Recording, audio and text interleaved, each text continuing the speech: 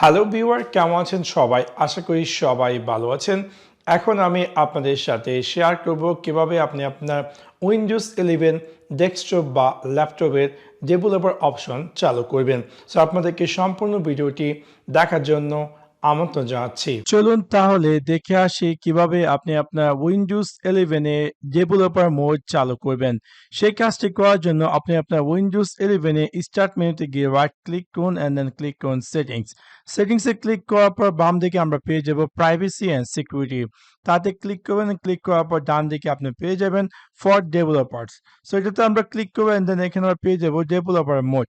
Right now আমার laptop বা ডেস্কটপটিতে developer মোডটি of আছে। আপনি যদি চান ডেভেলপার মোড চালু করেন তাহলে জাস্ট এটাকে অন করে দিবেন এবং অন করার সাথে সাথে আপনাকে এরকম একটি পপ আপ অ্যাপিয়ার করবে। Turning on developer mode include the installing and running apps from outside the Microsoft store could expose your device and personal data to secure risks to harm your device.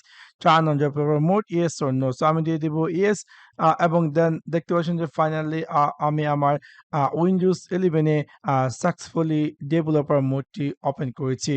এখন হয়তো আপনি চাচ্ছেন যে developer মোডটিকে of করার জন্য, সেক্ষেত্রে আপনাকে same setting section যেতে হবে। যাওয়ার পর এখান থেকে প্রাইভেসি সিকিউরিটি ফর ডেভেলপার এবং এটাকে আপনি চাইলে সিম্পলি অফ করে দিতে পারেন। সো এগুলো খুব সহজে আপনি চাইলে আপনার উইন্ডোজ 11 ডেস্কটপ বা ল্যাপটপে এই ডেভেলপার মোডটিকে চালু করতে পারেন। সো আশা করি আপনাদের ভিডিওটি ভালো লেগেছে এবং যদি ভিডিওটি ভালো লেগে থাকে অবশ্যই লাইক এবং শেয়ার করতে ভুলবেন না। Thanks for watching my video. See you next one. Piece.